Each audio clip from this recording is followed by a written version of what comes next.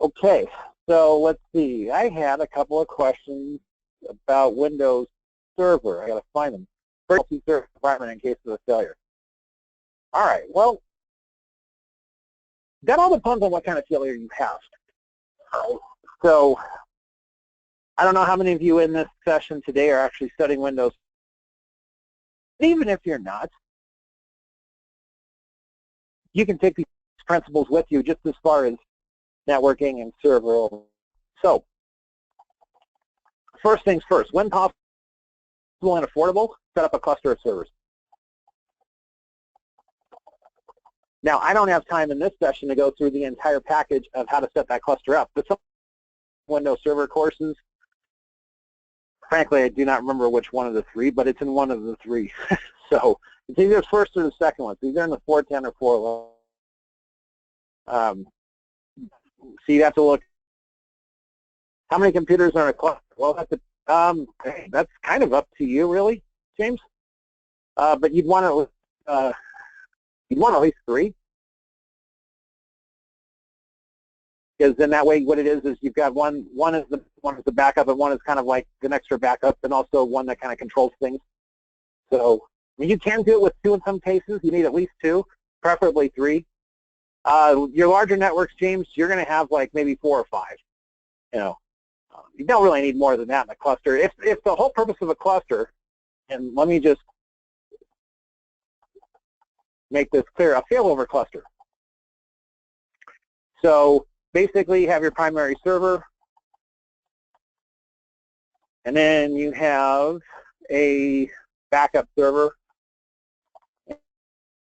and then you have a witness server. And look, depending upon what it is you're trying to do, the terminology can change. So it's not always called a witness server, but basically the witness server is kind of like a lookout. It's kind of like the controlling here. So a witness server would say, all right, well, if I sense that the primary goes down, I'm going to turn the backup server loose right away. Sometimes it's called a secondary server. It really just depends what you're working with. So the terms are going to be pretty interchangeable here, but the whole purpose of the cluster is so that you have what's called, you have redundancy. So if one server fails, the other one takes over. Okay, so in Windows Server, and we cover this in detail in the course, there is a way in which you can set up a failover cluster. In the course that I did, gosh, almost 2 years ago now. Anyway, in the course that I did, we set up, I think it was a 3-server cluster, if I'm not mistaken, and they were all virtual machines. So, yeah, that's really how it's usually done in the real world now. Of course, the comment is always, well, if you have 3 virtuals and 1 physical machine and the physical machine goes down, then you're kind of, stuck here. So in real life, yeah, you're probably going to have this spread out over a couple of different physical machines. So that's one. And then one thing that's not really prevalent for Windows Server 2012, but is more prevalent now is, sometimes with a cluster, part of it is a cloud machine. So like if you've got Microsoft Azure set up, 1 or more of those machines can be in the cloud, and then that way if you're fit, see, that's what protects you against your whole physical building or physical machine going down. At least then you still have, as long as your internet connection's up, you still have a connection to a cloud server someplace. So the basic premise of a cluster is that you're setting up for failover. So sometimes it's an entire server. Sometimes it's just some of the features of a server. Like for example, DHCP, that can be set up on a cluster. DNS can be set up on a cluster. A lot of the Windows Server features can. So. And it's not just limited to servers. So those of you who are studying other subjects, you could have a cluster of routers set up, and you probably ought to, because that way if one router goes down, the other router takes over. In fact, I won't mention the company, but there was there's been a few instances, you can look this up online, but some internet providers didn't have enough of a cluster. They had a major router go out, and then it happened with my internet service provider at a workplace, place I used to work at once, and we couldn't reach any website in the Pacific Northwest for 2 hours. It was just uncanny. The router went down, and it was the only one that had connections going that way. It was just weird. We could reach web servers in Chicago or New York or London or whatever. We couldn't reach any web servers in Seattle. So it was just kind of bizarre, but they just didn't have the proper cluster. That's one thing, all right? Now, when you're, and then another question that James brought up is bringing up a new domain control in a multi-server environment in case of a failure. Well, if your domain controller is part of a cluster here, you don't really do anything because the witness server basically says, oh, the primary just went out, and then no problem. Of course, you want to get the primary server fixed right away so you don't have other problems. And that's another reason why sometimes there's like 4 or 5 machines in a cluster.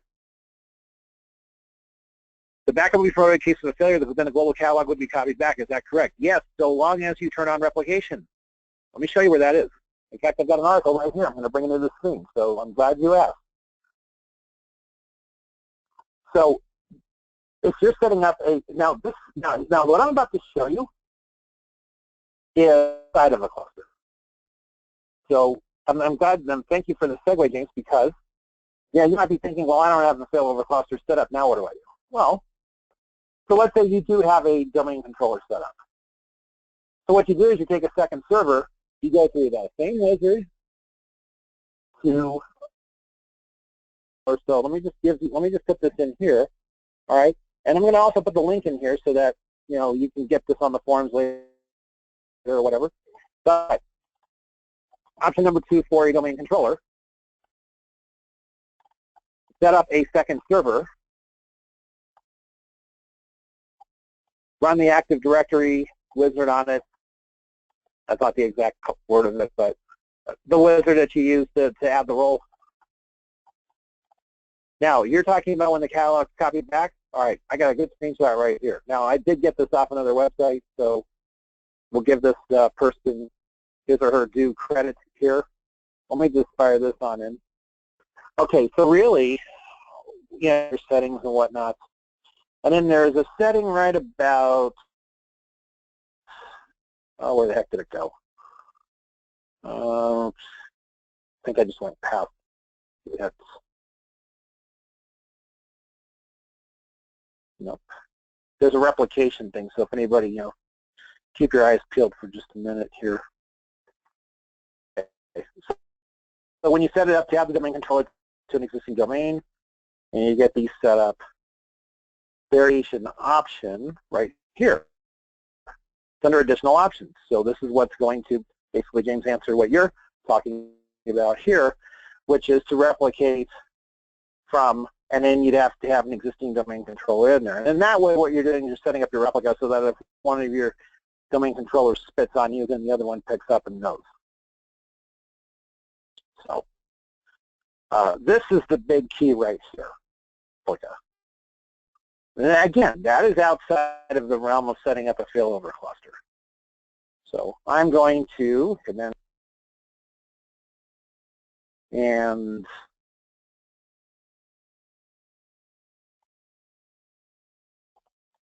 make sure the replica option is chosen.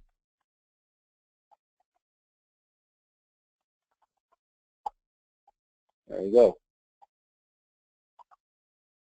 So, a couple of different options that you have. I would strongly recommend, if you are setting up the domain controller, use this article to help get yourself a backup. If you are looking as far as what to do as far as test questions to do it, it's a replica. It's under additional options. So if you do get a test question on that and it's not asking about anything involving a cluster, well then this is going to be your go-to right here. So anyway, so yeah, a couple different ways that you can get there, James, and that's for everybody else too. So that's that part of it.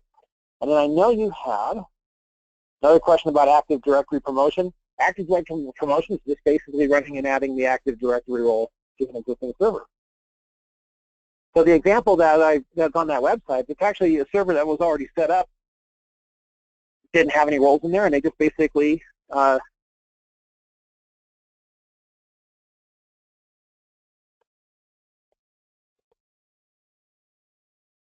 the wizard out of the role.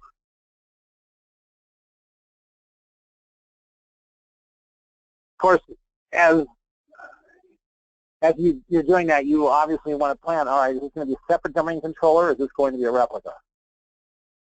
That also helps to make sure that when you are setting these up, have an idea of how you're naming these before you even get started, so that you don't make mistake and have to like basically start over once you do that. I mean, Windows Server 2012 is far more forgiving than versions of Windows Server that I worked on years ago. Years ago, if you were a DC, you basically had to wipe out the server and start over.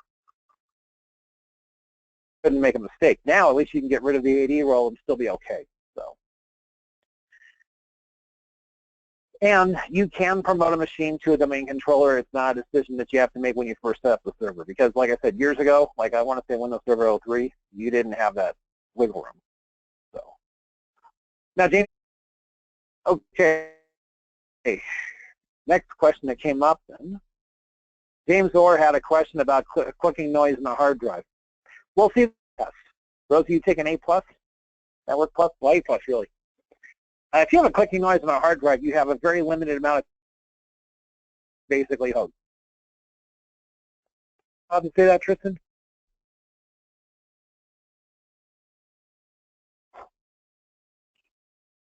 Was that Jason?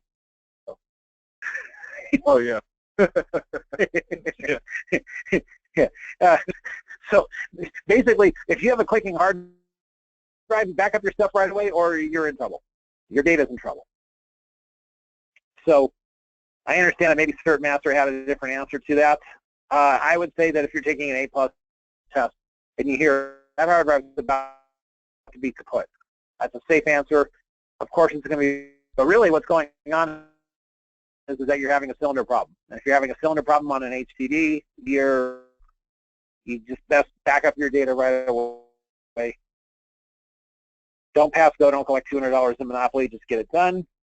Get your data transferred, get a new hard drive. Simple as that. So, all right. Not much more to that.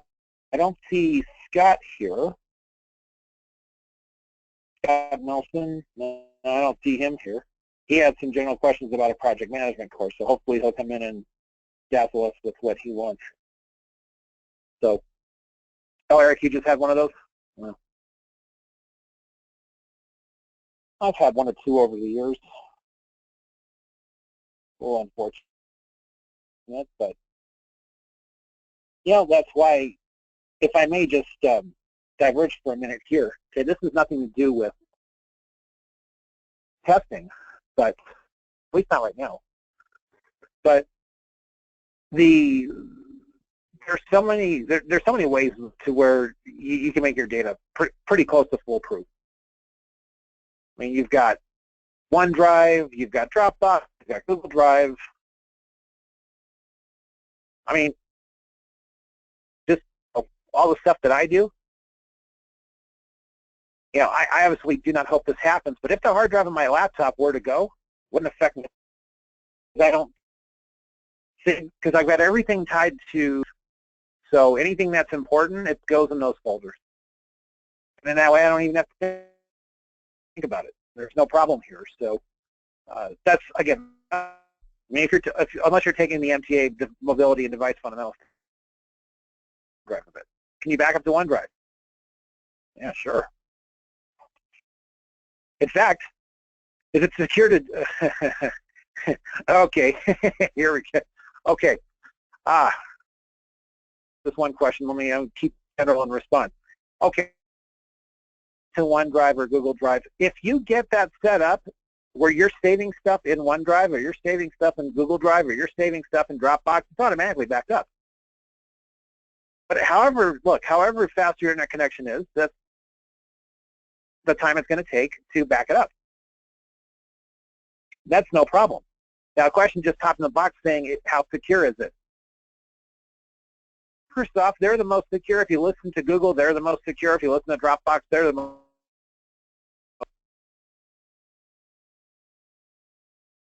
Now, with that said, there's been less noise about Dropbox being insecure than those other two. But the good news is we're not going to get a test question over which one's most secure. I would say your best option is to just do your due diligence on that. And, don't feel bad about like which one might be most or least secure. I mean, I used to work at a place where we had a lot of state government employees. It wasn't it was different state. It wasn't Utah. It was different state. But anyway, they had an opportunity to have one of those cloud services to where it was a private cloud service, but they had so many problems with contracts over like what was okay, what was permissible, what was considered private data, what wasn't. So I don't mean to sound I don't mean to get on a downer on this one, but I would just safely assume that whatever you're backing up to those things, don't assume it's like completely private. That's all. Do that. So. Somebody didn't like that answer, so just walked out the door. I see. Kidding. Yeah, it's kind of thing. I don't I won't store like SS numbers on it. That's what you're asking. But, Okay, so let me see if either one of the other people walked in. Nope. Okay, well, Tristan was correct in his prediction. There's a half hour left, a little bit more than that. Floor is all yours. And if off subject, what do I see in the future as far as security goes? Oh, you know what? That's not off the subject. In fact, some of you might be studying this. I'll just say right now, multi-factor authentication. It's going to be the biggest thing for most everybody. It's already happening. I mean, just think for yourselves, how many of you have debit or credit cards with chips and you still have to enter a PIN? Multi-factor authentication, right there. Yeah, exactly. Two-factor for Apple, Caesar, you got it. Okay, multi-factor authentication. Now, you know what, Aaron, it's not off subject at all because some of you might be studying this in one of the A+ or Net Plus or Security Plus. All right, so let's just get over here. Let's just make sure we understand this. This is good. Okay, so multi-factor authentication. Now, if you've taken these courses, you might have heard me say it a couple, well, it depends on the course, but all right, there's 3 forms of authentication. All right, I'm going to put the first one in, see if anybody knows what the other 2 are. That's one factor of authentication. Authentication, let's make sure we define this. Authentication is the process of verifying that you are who you say you are, basically. Okay, that's what authentication is. All right, so what you have, what you know, okay, that's one of the answers that came in. Oh, James is back, cool. Okay, that's 2, what's the third? Anybody can chime on in.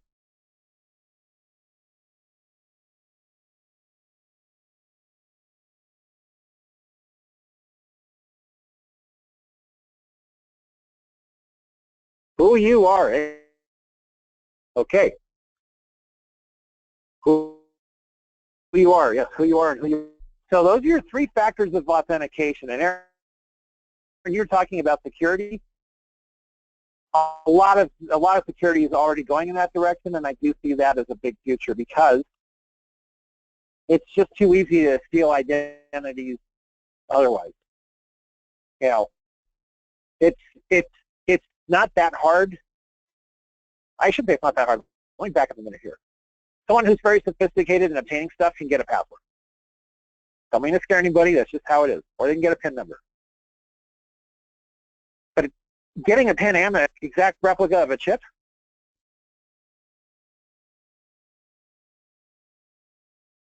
right. DAC card, yeah. Getting an exact replica of somebody's fingerprint, that's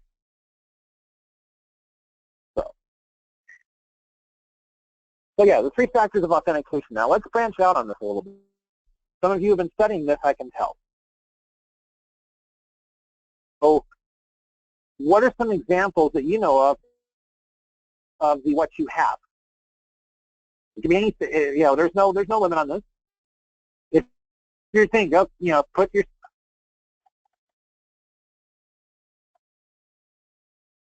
and I'll add to that the chip. Any chip is what you have. How about when you have to enter a secure area of the building? A cell phone can be what you have, especially if it's got some kind of ID in it, yeah, PIN. Oh, okay, a PIN now. Is a PIN what? Smart card is definitely what you have, sure. Badges is another one. Yeah, a PIN is what you know.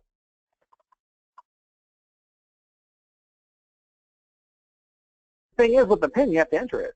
You have to know what it is. Okay, so this is a good transition here. So what else falls under the what you know? Yeah, exactly, Caesar. Answers to security questions. Now, Aaron, you were asking about that. All right. So let me give you an example, all of you, of multi-factor authentication. I'm not going to mention the company, but on one of the credit cards that I have to, get my statements online and all this other stuff, not only did I have to come up with a username and a password and answer security questions with pictures from which to choose.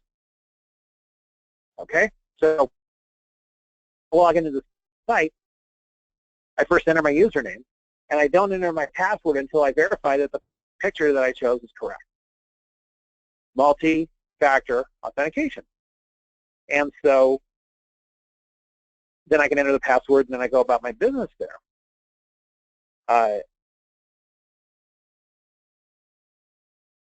One could make an argument that something like a CAPTCHA, where you have to enter some characters before you can get on a site, that might be considered authentication, but it's not anything that you really know. That's more of what you have. But that's more of a, we're just making sure you're not a robot kind of thing. But yeah, PIN answers security questions. What else is a what you know?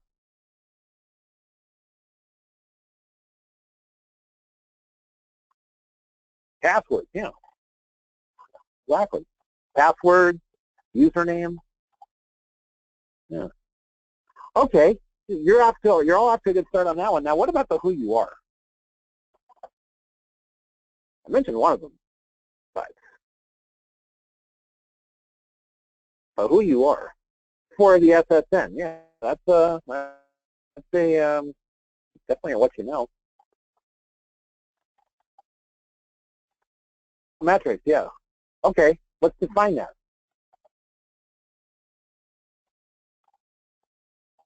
Biometrics, like I said, I mentioned one. Some of you with an Apple device have this. Exactly, fingerprints. There you go, fingerprint. Okay, facial recognition, yes. Retina scanner. Yeah, exactly, retina scanner. Okay. Aaron, I'm glad that you asked about the security stuff because that's really where a lot of, that's really where this is going. Seeing debit card companies do this. A lot of secure websites now are requiring multiple steps. Microsoft, okay? On a Microsoft site, if you want, you can set up multi-authentication to where on a Microsoft site, not only do you have Word, but then you better have your cell phone next to you because then they're going to send you a text message with a 6-number code, I think it is, and then you have to enter that before you can log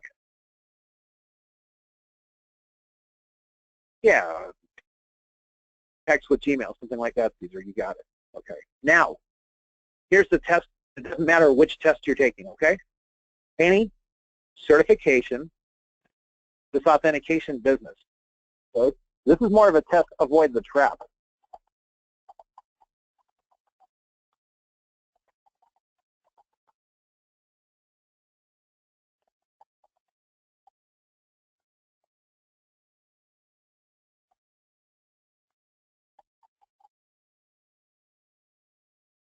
Okay?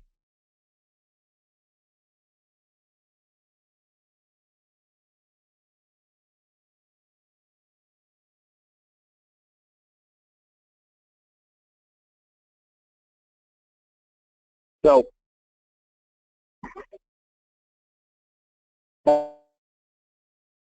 yeah, username and password are what you know. But they're going to, listen, what they do is they give you, I've seen it before. Like, I've seen it on Network Plus, on a couple other tests.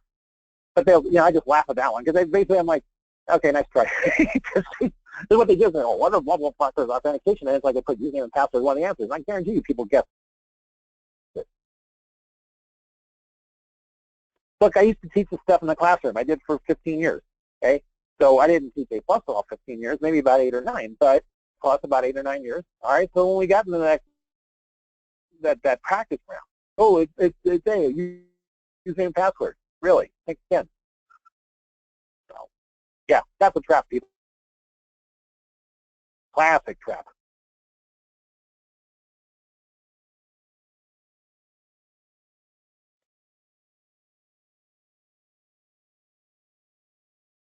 What are my thoughts on quantum cryptology? At the moment, I don't have any.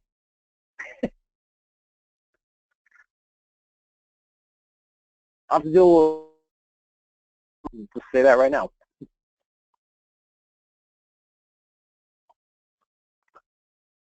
I don't have a better answer. Oh, interesting for the future, yeah. See, that's why I haven't researched much. I'm so day-to-day these days, you know?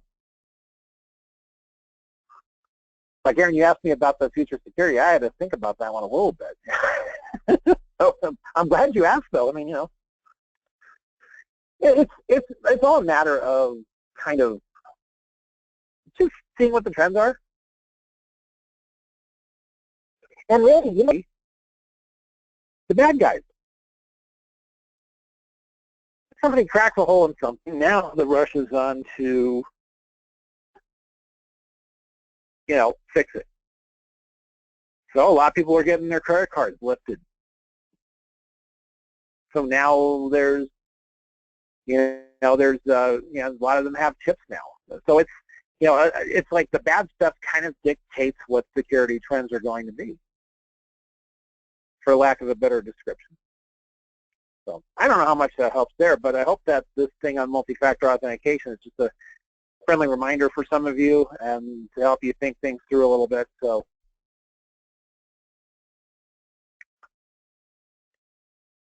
okay, what's next? James, is James back? Given? Okay. So security is based on a reactive response and a proactive response. If you're, okay, if you're defining trends, I would say yes, but with those trends and knowing what's going on, in charge of security can be proactive at your place to make sure that what you've seen happen to other people doesn't happen to your place, if that makes any sense. So, you know, I'll give you, this is not so much a security one, but I'll give you one example. And I'm not going to name names at all. This was years ago. It was a company I was pretty familiar with. So, a state agency, and I won't mention what state in case any of you live there, but it was a state agency. I mean, this was like sophisticated extortion because they hired a contracting agency to do, they changed the requirements like 5 minutes before the deadline. Then they sued the company for oodles of money for not making the deadline and not fulfilling requirements, even though it was their fault that they changed it. So that happened once. When the second company got pegged, software system, then they figured out what the state was up to and nobody would do business with them for the long time. So Caesar, that's an example of reacting and being proactive after the fact.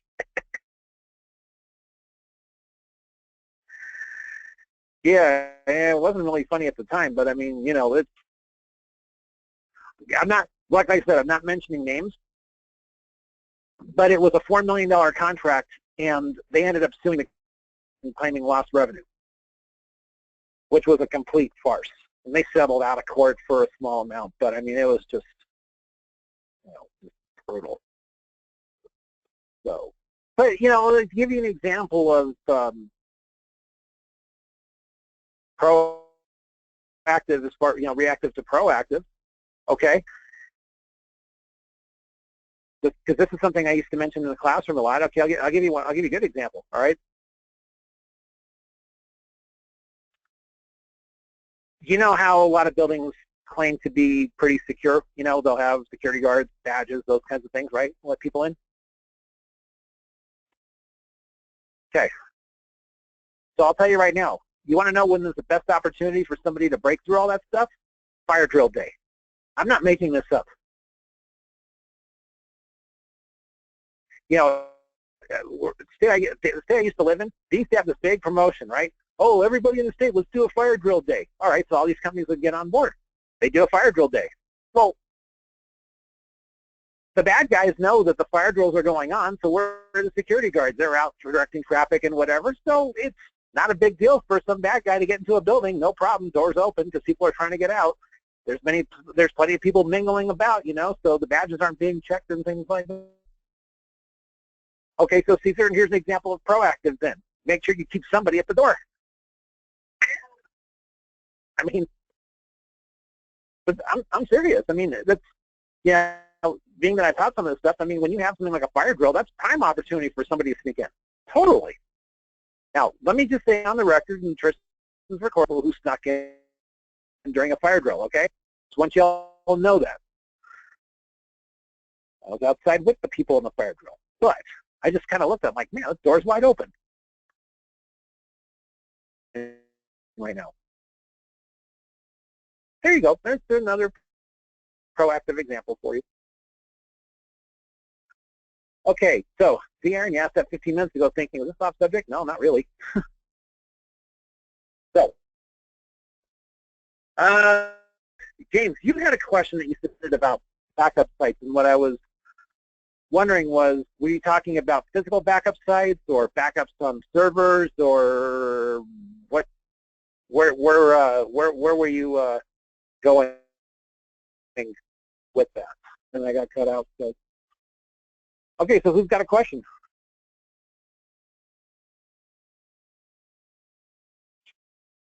You there, Scott? Yeah, I'm here. So it's kind of a general question.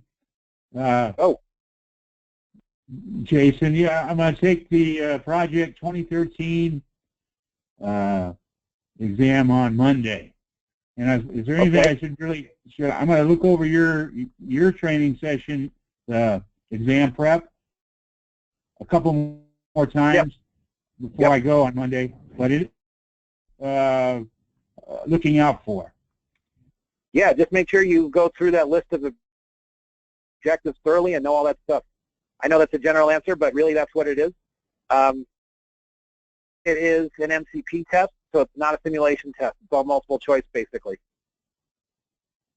Yeah, that's what's got me worried because, geez Louise, there's like, well, 27 different views. There's a million things going on in that. Yeah, but a lot of the questions are more of, let me put it this way, I don't remember getting any questions on like that stuff as far as, 27 different views or things like that. I would focus on ribbon tabs. And I would also focus on stuff like, dependencies, or excuse me, finish to finish dependencies, start to finish to start, those. So like I said, the most important thing is to just make sure you go through the objectives and understand those, and understand it's not a simulation test. Yeah. You might get a couple screenshots. But listen, and this is for any in the project management room. Microsoft project test is not the same as the rest of the Office test. Okay, the rest of the Office test and the project test is an MCP test. It's all multiple choice, basically. There might. Looking around the internet a little bit, and wow, some of those sample questions, man, they're pretty tough. But yeah, and I heard it was like you got to get like 70% or something, and then I'll have like 2 minutes 15 seconds per 52 questions, and you get 2 hours. That's a long time, man. Yeah, on that, timing's not going to be an issue on that test. Okay. Yeah, and I've never taken an MCP test. I'm a MOS guy, and that's about it, man. Well, welcome to the world. The important thing, listen, the most important thing I can tell you, and I've said this before in a tutor session, but the most important thing I can tell you is with that is take the time to read the questions thoroughly. Take the time to read the answers thoroughly too, because if you get one of those questions that's like, I'm not really 100% sure what this is about, Well, once you see what the answers are for choices, you're like, oh, okay, it has to do with this objective, which is why it's so important to study the objective. Yeah, okay. Yeah, Then you can tie that back. I'm sorry? Then you can just tie that back up with a question, and now you got an idea where you're going. And the other thing is with the multiple choice, the most important thing is eliminate the obviously wrong answers. Yeah, if you have 4 or 5 answers, you can probably eliminate 2 or 3 of them, a couple of them pretty quickly. So that way, even if you're having a guess, then a coin flip is a lot better than 1 in 4, I would say. Yeah, it is. Yeah, maybe what's got me kind of cowed is the Microsoft Certified Professional. That's kind of scary. No, man, you're a pro. You're a burgeoning pro. Nothing to be scared about there. Okay. Yeah, I'm getting. Oh well, the thing is, until you get in there and take one, it's kind of like an unknown thing. So the best thing to do is get in there and take one. Okay. And multiple choice. So treat it as if you would any other multiple choice test. Don't think about the fact it's an MCP test or any of that stuff. Just say, I'm in here to take a multiple choice test. Okay. I'm gonna use your look up, look down, look up thing. Theory. Yeah, that video, that was a lot of fun shooting. I came out of that one looking. Yeah, there was one part of that video. Oh, no, you look great. I've watched it like 2 or 3 times now, and I'm gonna watch a couple more times before Monday when I take the test. Oh, good, yeah. Good, yeah. Yeah, and most important, and listen, all of you, any multiple choice test, okay, you don't need to get 100% to pass.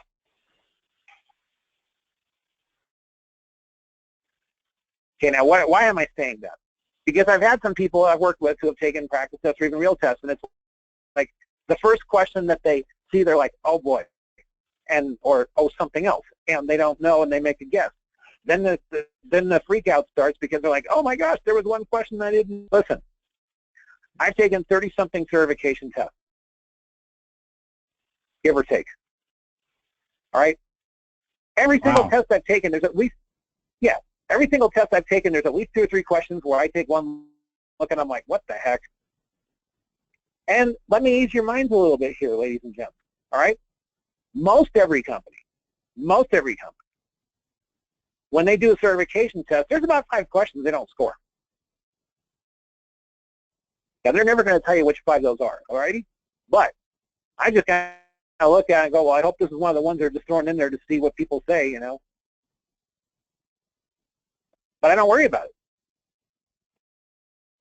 it. Most of you need any tests. It's like 80. Most of them are 70. I'm not saying that's not my point. My point is you don't need 100.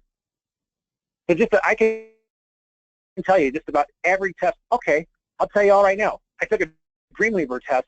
Was it a week ago Monday, I think it was? I don't remember. Either a week ago Monday or 2 Mondays ago, whatever. It was on a Monday. I took a Dreamweaver certificate. I took the ACA for Dreamweaver, CC 2015. Passed it, didn't get a great score, but when it says pass, I really don't care what the score is at that point. All right? Some people are like, oh, I'm not happy unless I get 960. Yeah, shut up. Just, you passed, right? Okay. So, but there were about 2 or 3 questions that I knew kind of how to do it, but the test only let you do it one way.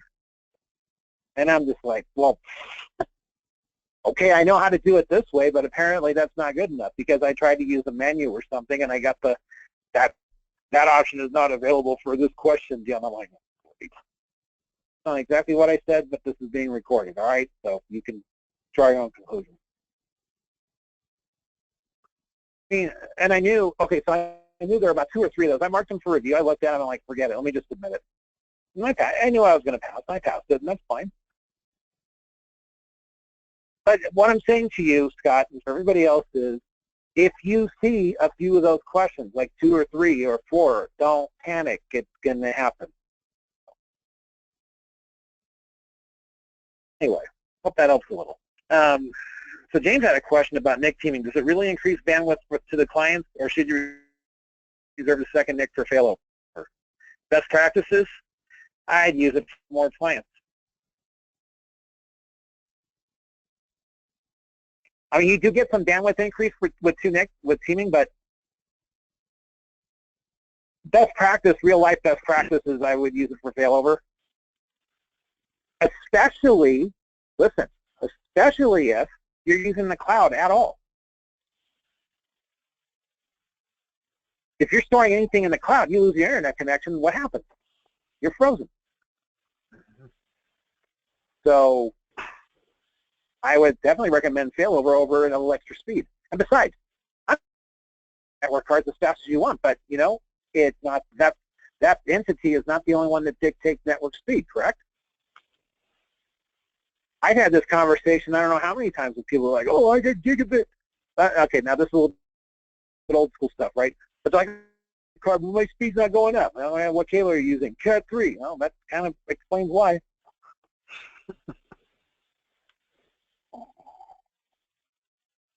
Or even Cat 5, 100 meg.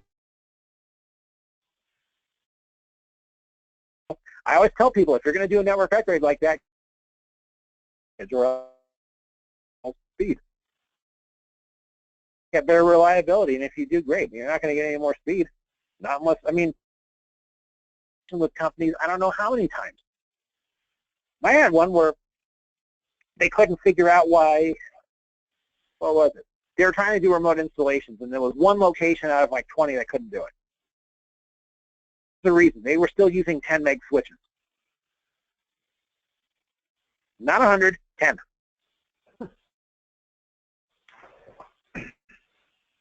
So, NIC teaming, good thing. Probably best used for failover.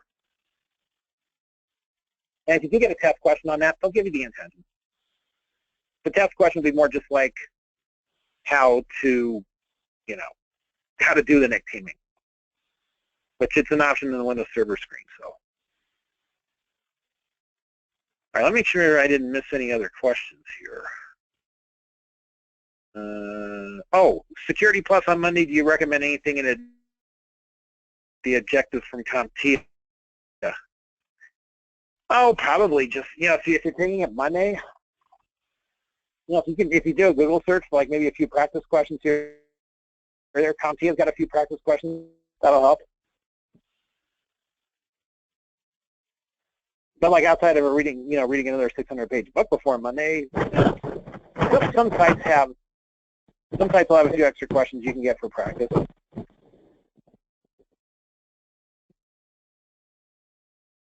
So,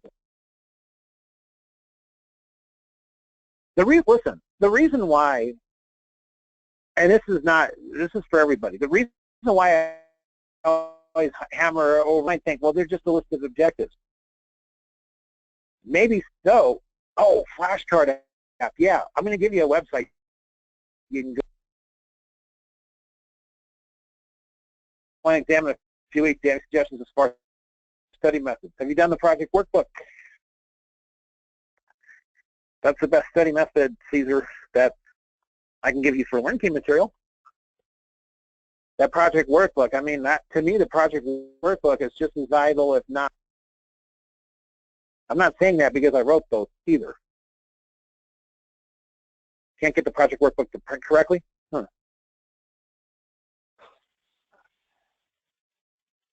It could be just about anything. The PDF opens up though for you, Chris? See, James, see everybody, there's a testimonial right there. Yeah, well, maybe send an email up to Chris as far as like details of what's going on with that, because if you can't get it to print, that could mean any number of things.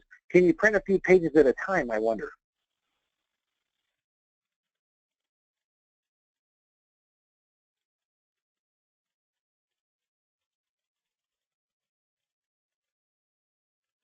Yeah, James just said I just passed 901. Hey, congratulations, James, and yes, the project workbook. It prints, but it's all minimized on paper. Might want to check either your print settings or maybe there's a setting in the PDF program itself that might be doing that to you. Well, no matter what settings I put it on. I had that problem directly with my printer, you know, like directly on the hardware, the printer settings, I had that problem with. So I don't know, Chris, if that's, I know I'm kind of drawing straws here. I don't know if that's what it is. But can you hear me? Yeah. Okay. Yeah, I got it hooked up to the Wi-Fi, and I tried from the tablet, from the course, and it just, I don't know why. Anything else I print, it's fine, but when I print that course, it just doesn't work. That PDF, you mean? Yeah. What kind of tablet? It's Android or iOS? iPad? All right, let me do this. I've got an iPad myself. Let me try a couple. I don't think I got it on PDF. It just shows up on the site. There's no download feature. You're talking about the workbook? Yeah. Well, anything that I print from that site. From the Learn. Mm-hmm. All right, let me get a hold of tech support and see if they've heard of that one before. Because I haven't.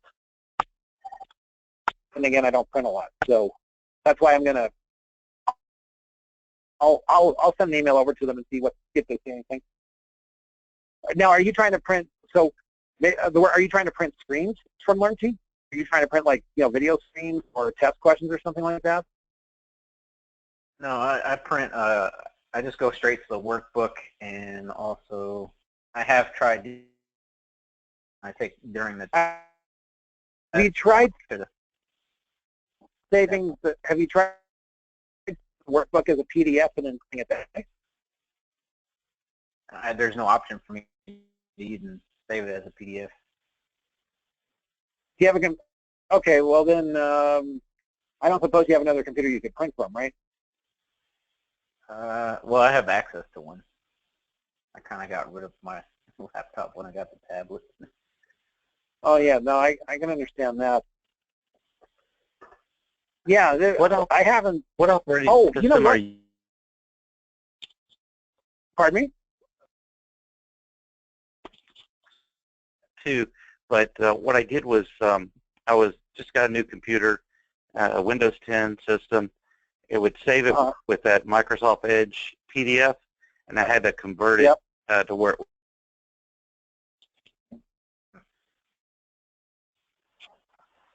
Okay, but let me ask. Right, iPad. Yes. Puffin browser, by any chance, to do this? Puffin. I have Puffin and also Photon. Okay. Right. Okay. You can enable and disable Flash media on there. Oh, right. Okay. All right. Yeah. I would see what I would probably do. It's a short-term solution. Is I would see if you can get the PDF saved off another computer, and then print that, because if you're printing, I'm not familiar with much, so I don't know if that's got something to do with it. If we were using okay, but a tool, it's not going to play very well in Chrome. So right. I don't know how the printing features are in Puffin. I just haven't used it that much. So I would say if you can get on like a non-tablet and just save that PDF somewhere, even if you open it up in Adobe from your iPad and then print, then I would try that. Like one thing that I haven't done is save it over to I have Docs to go on my tablet too. It has all the Microsoft. Okay, yeah, try that. I'm gonna try that then. Try that. Okay. Let's see. What else? What's anything else here? What's a good place for security plus practical? Oh yeah. This thing here as a general thing. I know time's just about up, but we got started a couple minutes late. Thanks for your patience. One place for good practical, I like the site. I'm not going to say it's perfect, but I like the site. Quizlet.com is a place that has some pretty good flashcards. So I don't remember who was asking about, for taking a test on Monday, but I would say that's not a bad place to go to look for stuff. Just make sure you get the correct edition of Security Plus for 401. Don't do the 301. So. What about the flashcard app? Well, they have flashcards on that site. Well, there might be one out there. You probably have to do a search for it. I can't say I'm too familiar with that. Yeah, that was me. There's a link in the forum. It should be under A+. Thanks, James. Let me find it. There's a link in there. And there's also a link on the Facebook forum as well too. Scroll for a while, you'll find it. But there is there's also a CompTIA app. It's called CompTIA Training. It'll give you tests. It'll give you sample test questions and quizzes and things like that. You can get it on your iOS device or Android. Doesn't matter what you have. Well, there you go then.